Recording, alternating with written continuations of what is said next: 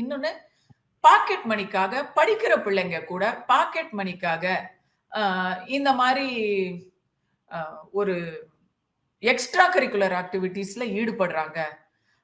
இது வந்து நெறைய பரவலா காலேஜ் ஸ்டூடண்ட்ஸ் மத்தியில இந்த மாரி ஒரு கல்ச்சர் இப்ப பரவிக்கிட்டு இருக்குன்ற ஒரு அதிர்ச்சியான செய்திய நான் கேள்விப்படுறேன். நான் கையெடுத்து கும்பிடுறேன்.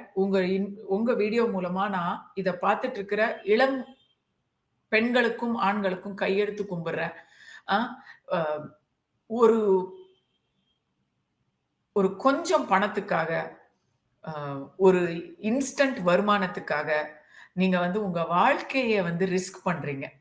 ஆ, அத செய்யாதீங்க. இதோ பாருங்க, இன்னைக்கு நடந்த கோவை சம்பவத்த நீங்க உதாரணமா எடுத்துக்கிட்டு, தயவு செஞ்சு அ நேர்மையா வாழுங்க. ஏன்னா, எவ்வளவு படிக்கிறோம் நம்ம வந்து கல்லூரியில படிக்கிறீங்க அப்படிங்கும் பொழுது, கல்லூரியில படிப்பு மட்டும் இல்ல.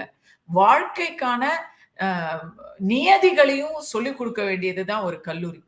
ஆ, நம்ம வந்து வ எ பெரிய பெரிய பட்டத்தெல்லாம் வாங்குறதுக்கு முன்னாடி, வாழ்க்கையில எப்படி வாழணுங்கிற ஒரு அடிப்படைய நம்ம வந்து முடிவு பண்ணிக்கணும். எப்படி வேணா வாழலாம், எனக்கு பணம் தான் முக்கியம் அப்படின்னு சொல்லி அதே போல வாழ்றவங்களும் நெறைய பேர் இருக்கிறாங்க. அவங்கலாம் ரொம்ப பிரமாதமா, வெற்றிகரமா கூட இருக்காங்க. நான் இல்லன்னு சொல்லல. ஆனா, யாருக்கு எப்போ குறுக்கு வழியில போறவங்களுக்கு எப்போ அ பிரச்சனை வரும்?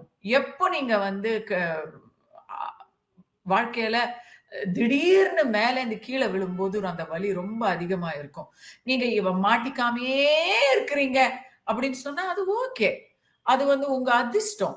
ஆனா, பொதுவா இந்த மாரி விஷயங்கள் ஏன் எல்லாரும் குறுக்கு வழி இல்லாம நேர் வழியில போன்னு சொல்றாங்க?